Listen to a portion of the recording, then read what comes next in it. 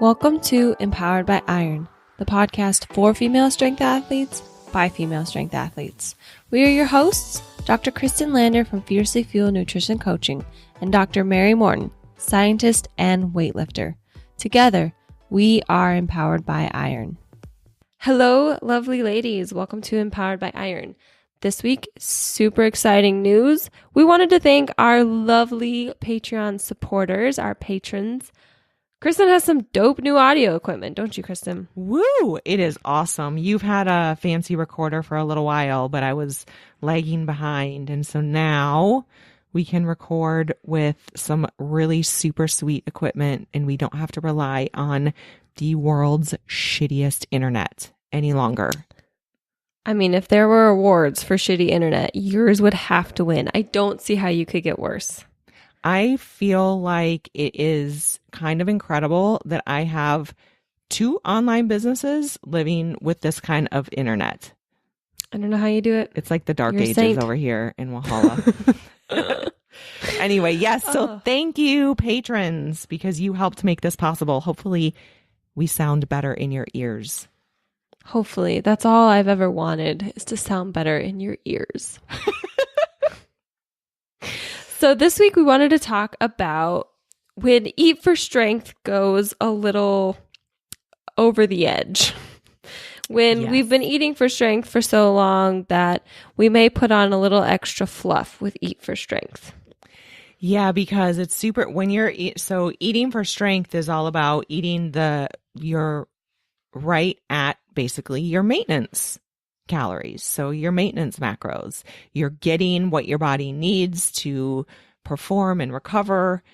And sometimes we go a little overboard because maintenance is also the time you can be a little more casual about things. It's not a weight cut, right? So you can have some extra food if you feel like you want it, or if someone brings you a treat, you can eat it. If you want to go out to eat with some friends or have some drinks or whatever, that's the time to do it. But when you're consistently eating exactly at your maintenance intake, and then you're also having additional things, it's really easy to put yourself into a surplus. And it can happen so gradually that there's a gain of body fat that happens so gradually that all of a sudden one day you're like, oh, okay, I think I put on a little bit of body fat here. Even if the scales may be staying the same or hovering, within a pound or so, it can definitely happen. I call it the maintenance fluff.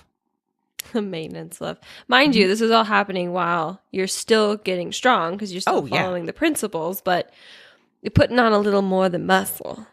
Exactly. Which definitely happened to me. I knew that I was eating in a slight surplus for a while, and I just wasn't concerned about it because I was getting so strong. And then I decided, my favorite jeans don't really fit anymore. And it's not, if they just didn't fit because I had put on so much muscle, I would be A-okay with that. But I was not. I was thinking, I'm a little fluffier than I used to be. So I actually did put myself right now in a little bit of I'm in a caloric deficit to try to just cut off some of that. Cut the fluff. But yeah, it happens. You're and I've heard that from a lot of ladies, is that they're really focused on their strength gains. And then all of a sudden they're like, wait, what happened here? And it's not that anything went wrong. I mean, you were doing exactly what you were planning to do, right? You were eating to get strong and being a little casual. And then sometimes you can be a little too casual. I think that there comes a time when that happens, then you may want to say, all right, even though I'm still within my weight class, or the weight class I think I'm going to lift in, that's still a little to be debated, but maybe you want to cut. Not the worst thing in the world. It's not. So I wanted to talk a little bit about, the difference between your food type, your food choices between maintenance and cutting.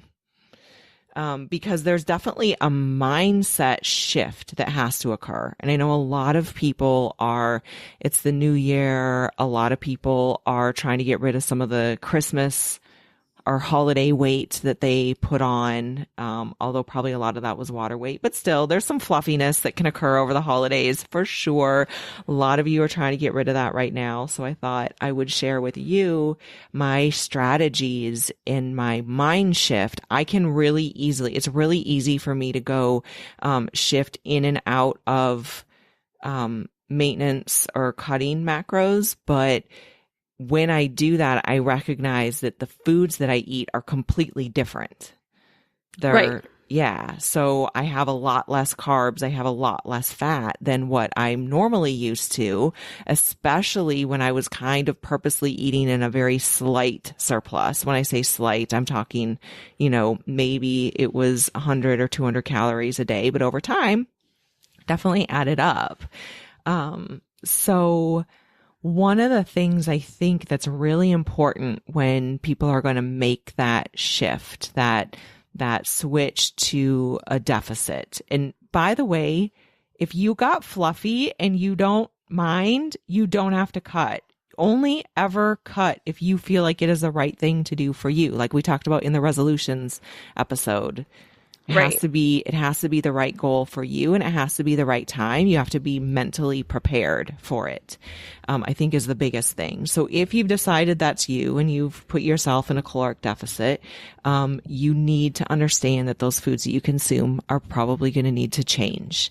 I was eating a lot of fattier cuts of meat or fatty fish and stuff like that, I'm not eating now. I'm eating a lot of egg whites with maybe one egg, one whole egg, and a lot of chicken, and definitely still making room for some salmon.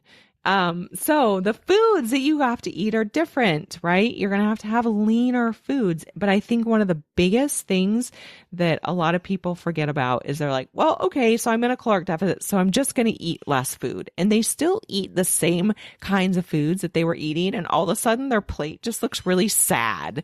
Like it's like, maybe a piece of chicken and like a little tiny bit of rice and like a little bit of vegetables. My number one tip is to keep your food volume about the same as what you're used to, so that it still feels like the same amount of food in your stomach. That is a strategy that works well for a lot of people on a cut. So what that means is eating a ton of vegetables. I am buying out my grocery store's frozen vegetable section.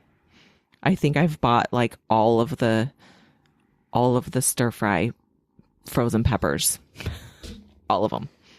They don't have any more. I ate them all. Well, yeah, because it's the volume. It's all about the volume. If you're trying to, like, I'm all for if it fits your macros or flexible dieting. Like, if you want to have a donut that takes up 40% of your calories or 40% of your carbs throughout the day, then that's just what you have to deal with. Like, if that's what you want, but you have to recognize you're going to be hungry. Now, I don't love cutting, so I'm probably more in the boat that I eat a lot of veggies anyway. Yeah. But I still try to keep my diet really full of things that I enjoy. Otherwise, my brain will just turn it into a cut, like a full-on, hardcore, horrible cut. Sure. Yeah, and I would say that, if you can manage to keep some treats in, some things that you really enjoy, go for it. If you're in a steep caloric deficit, you're not going to be able to do that. You're going to set yourself up for failure, because if you are eating a donut that is maybe 700 calories, I was just at Outback last night, and one of the I saved up like almost all of my fats, and for my date night dinner with my husband, we went to Outback, and he was like, why don't you get a dessert? And I was like, yeah, no, I'm not going to do that. But I looked, and they have all of their calories on their menu, and the dessert that I would have gotten, the only one that's gluten-free, was 1,000 calories. That's amazing. I don't think I ever would have really... That's my kind of dessert. 1,000 calories. Hell yeah. I was like, wow, well, I'm definitely not doing that. So, right. So if you take up half of your daily caloric intake in a dessert, you're going to be really sad the rest of the day. You're going to be really hungry because even if it fits your macros, it is, it's going to be problematic. You're going to be hungry. It's not going to keep you full. I think the best advice that I could give is to keep that food volume the same. Look for lean cuts of things. Look for vegetables that don't have a lot of carbs so that you can still keep a huge amount of carbs pre and post training and intra training when you need it. And then rely on low carb veggies to get you through the rest of the day. I think is the number one strategy I can come up with. And I think it's important to note that it's not going to be easy. Like this cut that you're going through is not going to be something that you're like, okay, I'm going to casually cut this out, especially if you still want to keep your performance up and you need those pre and post training carbs. You know, it's going to have to be something kind of like what you're going through now. You have to set a time limit and you just have to do it. And it's not going to be super fun. It's not going to be super easy all the time. You're just going to have to do it. And then when you're done, you'll be glad that you're done, but right. You can't just expect it to be easy. For sure. And I think that one thing that I've gotten into more with some of my clients is going in and out of a cut, giving them a break, doing a finite period of time. So we'll, whatever, we will pick a length of time that meets their goals and their individual needs and things like that. And then saying, okay, we're doing this for X number of weeks. And then having that set up in their brain, knowing that we're not going to be in a caloric deficit for 6 months or a year, I think keeps compliance high because they know that there's an end to it. And I don't do this with everyone, but some people I've started making this move to, and I think that it works really well. I would say this is the first cut that I've done where I have a date that I'm going to be done with it by.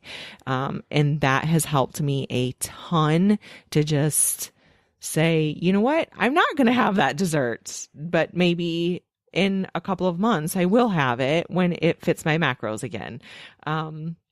Or when it more easily fits my macros. So I think that that is also a really good strategy, is knowing that there's an end in sight and really sticking to it. One of the things too that has really jumped out at me recently is just the mindset shift that occurs. And this, I know I have clients that go through this. I've gone through this myself. I know, Mary, you've gone through this. Is like, you say, okay, this is what I'm doing. I'm doing this. And you set everything up and you're ready. And then all of a sudden it's like, oh, well, it'll be okay if I go over my macros one day. It's just one day, no big deal.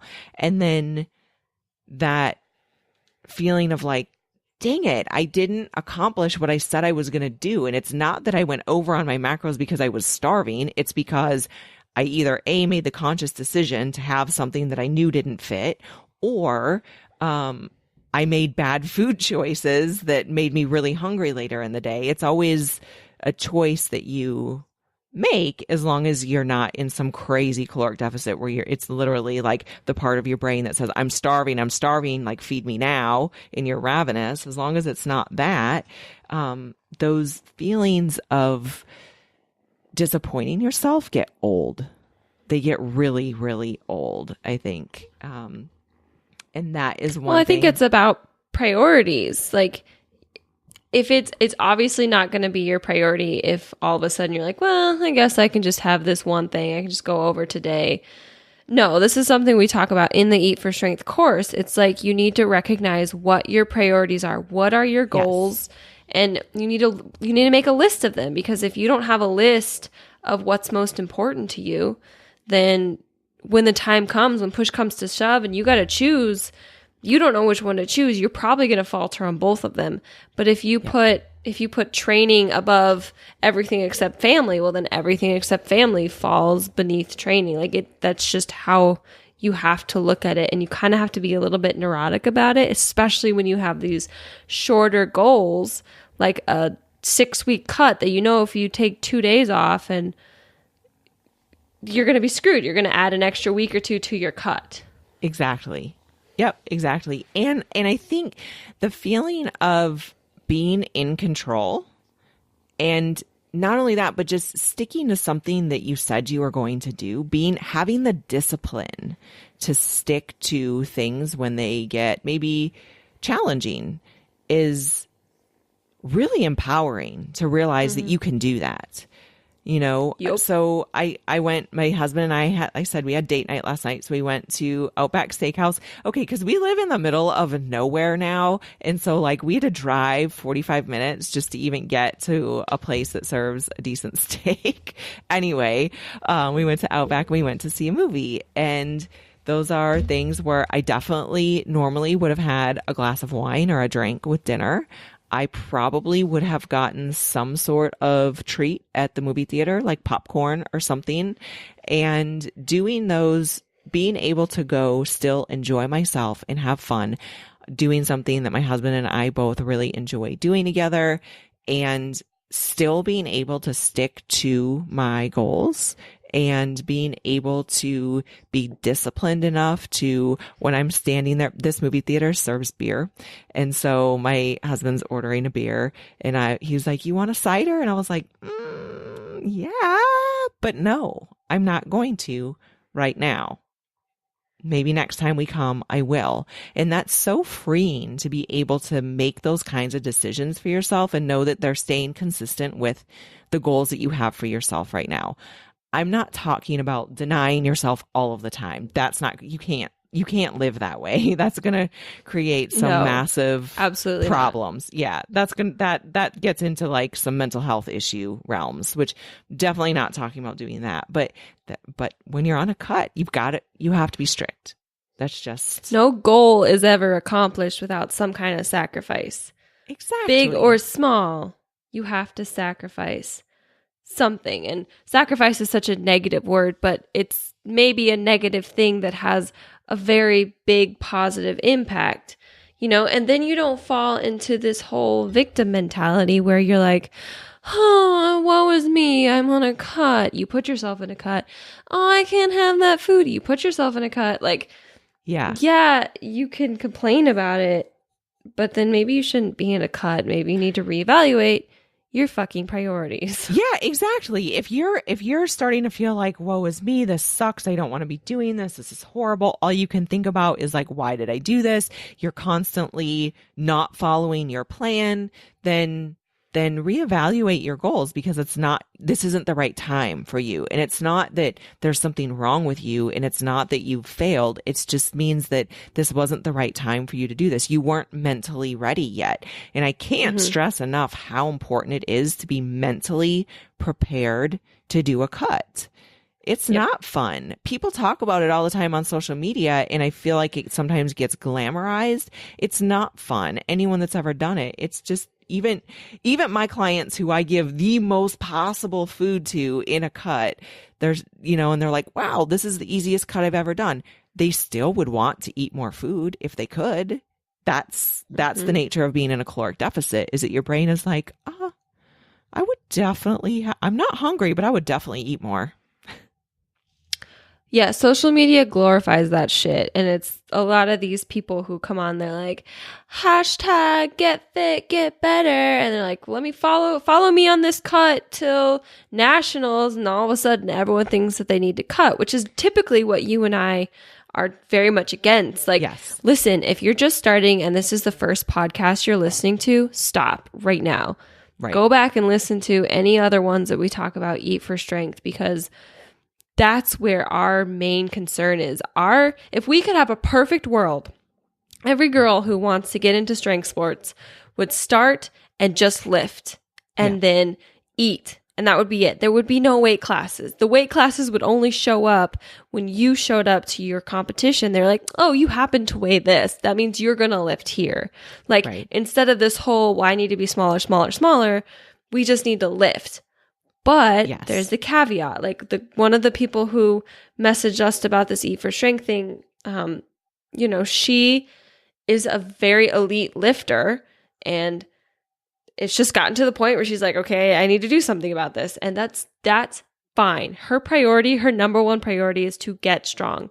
And you can bet your ass if she starts a cut and she loses strength at all, that's it. It's over. It's done. Yeah. Well, and so that is also important to talk about when you're talking about a cut is where are you at in your training cycle? Because I don't think that coming up on a meet is the best time to cut. That's when everyone wants to cut. I personally think that's the worst time. If I had a say in it, if a client came to me and said, eventually, and I do have this happen a lot now and I love it. They'll say, eventually I want to compete in this weight class. What do I need to do and how should we get there? And a lot of times it might be a year-long process, and they recognize that the number one important thing is their strength. And so we might take it slow, or we might say, okay, you've got this big meet in 9 months. Let's start now. Even if they only have a few kilos, let's start now. Let's do your cut now. And then we'll work you back up to maintenance macros and just hold you there as you get super strong prepping for this meet. If in a perfect world, I think that's how you should do a weight cut. But I know that I differ from a lot of nutrition coaches that way. A lot of people are like, you know, train high and compete low. And I think that there's too much strength loss that can occur. It can really fuck with your mind while you're prepping for a meet. I've done it both ways, and I've helped people do it both ways. So there's drawbacks and positives to both ways. But in a perfect world, I would say don't cut leading up to a meet. I don't love that idea. Unless you're going to end up just doing like a couple pound water cut and you've got a 24-hour weigh-in or something like that, then that's cool. That's different. Well, and like we've said before, we are not proponents of the bulk cut idea. Yeah. Eat for Strength is not a bulk. So if you think that we're talking about you bulked up too much, no, the whole idea here is to simply eat enough to fuel your body over a very long period of time, minimizing any type of fat gain. Yep. But giving your body what it needs to put on that strength. Yes. But of course, when you're teetering on that line of fat loss, fat gain, you know, you're going to have days that you're going to be over, and you may be over consistently for a little bit. You may be right at the line consistently. You know, it's going to teeter back and forth. And if you eat too much over time, you're going to put on fat. That's just how math works. Science. And it's okay. Yeah. Science. It's not the end all be all. Like you can still get strong and then go through a quick cut, not like a drastic quick cut, but go through a cut, get yourself back down, and then continue to eat at maintenance. Like, it's not the end of the world. Exactly. Not a bulk. Exactly. I totally agree with you. I could not agree with you more. I hate that whole idea of bulking and cutting. I think it's ridiculous. I think, and that was initially that's set up for bodybuilders. Yes. So that's set up for people that have to number one, they can't maintain their stage ready leanness for very long without health effects. So they end up having to do this bulk and cut. In terms of putting a strength athlete through that, I think that's just a little bit ridiculous. Asking for trouble. Well, you're just making it harder on yourself. Making it so much harder on yourself, because I have seen people do bulks and they don't put on a lot of body fat, but that's a small minority. It's really easy in a surplus to put on body fat. Mm-hmm. Yep. But and also, so I said that the right times to cut not leading up to a meet, but also what's your training like? If you're in a really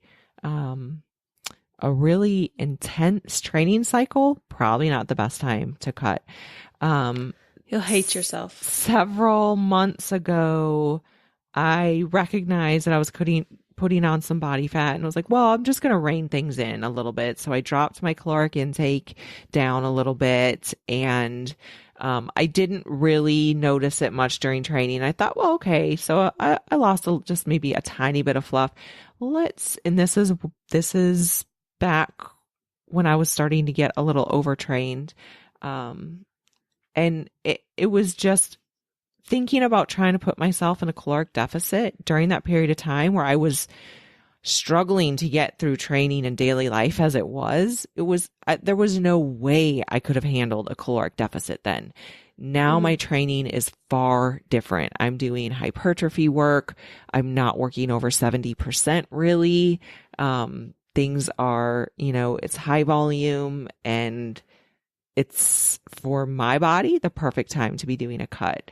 Trying to do that while I was a dual athlete and training at 85% and above with all my lifts all the time, that's a recipe for disaster. You can't do that. It's not going to work.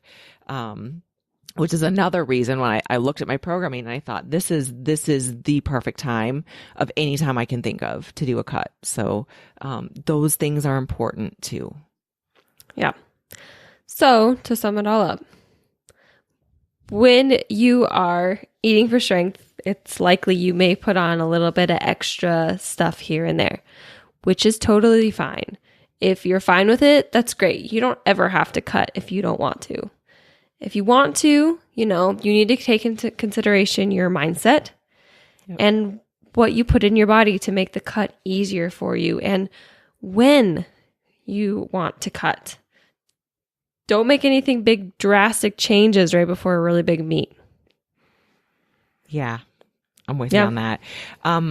What I talked in the beginning about food choices, and I think one of the things too that I'll have some of my athletes will say, like, well, I can't hit this amount of fat and that amount of protein. Like, I can't do it. I'm like, well, no, you can. You can. It's just that you're going to have to change the types of foods that you eat. If you're used to eating 80% lean ground beef at every meal, you're going to blow your fat. You can't, you've got to make some changes. So you've got to look for other foods. There's so many different Instagram accounts out there that will show you macros of food and different things like that. I give all my clients a chart on the fat content of different protein sources so they can plan things out. I think it's, is it a ribeye steak that's like 35 grams of fat per 4 ounces, and it's only like 22 grams of protein? I know Mary's shrugging her shoulders like, I have no idea, you asshole, I'm a vegan. I can tell you about tofu. I'm sorry, I talk to you about meat so much too. You're such a nice person to not slap me. So anyway, yeah. But it's about choices. You're not going to be able to eat that. You've got to go for leaner cuts of meat. You've got to go for leaner protein in a cut. And I know I'm repeating myself, but I just say it all of the time. I feel like that it's all about finding the things that fit with your goals. And that's going to mean you might have to change the types of foods that you regularly eat for a time period. It's not the worst thing in the world. And by the way, I'm not advocating a low-fat diet here at all. I'm just saying during a cut, fats will be a little limited. Never zero. Never, ever zero. That's ridiculous. Or 2 grams? Or no, much higher than that. No, is that too low? Yeah, that's just, your hormones might get a little messed up if you do that. So I think what Kristen's trying to say is if you want something bad enough, you're going to have to figure out how to make it work. It's not that you can't, it's that you haven't found the right way yet. So exactly. Figure it out. And if you, like I said previously, if you write down your priority list and you're like, oh wow, cutting's not really on my priority right now, maybe I shouldn't do this. Yep. Stop you bitching and just go back to eating the way that you were. For sure. There's no need to make yourself unhappy. Mm-mm. You should be. You don't need to cut if you don't want to. That's like my biggest thing. I For know. Sure. For sure. And the pursuit of your goals should not make you unhappy. Yeah. Well, that's one thing I have to say, like 80-20. Well, right. I mean, they're hard, but they shouldn't make you unhappy. I'm not unhappy that I can't eat a donut right now because it just doesn't fit with what I'm doing. And I feel really happy about the fact that I am successfully moving through this brief cut, and those foods will still be there. I can have them down the road back when I'm in my maintenance calories, and it's no big deal. But if the pursuit of your goals is making you miserable, you've got to reassess your goals. Absolutely. I think that that's great advice. As always, if you guys have questions, you can always email us at empoweredbyiron@gmail.com. As you probably have gathered, Kristen's an excellent nutrition coach, and she has her own nutrition coaching company. So if you do want to do this, if you have been an Eat for Strength person, or you have been eating, to gain strength, and you maybe are in the same boat that she's in, just reach out, ask questions. If anything, she can just maybe help guide you a certain way. For sure. If you want to become a patron and support us, the link is always in the description if you are on Apple Podcasts, or it's in our Instagram link tree. And I think that's it for this time. Heck yeah. So have an awesome day, week, month, whatever, next time we talk to you. All right, ladies, bye. See ya.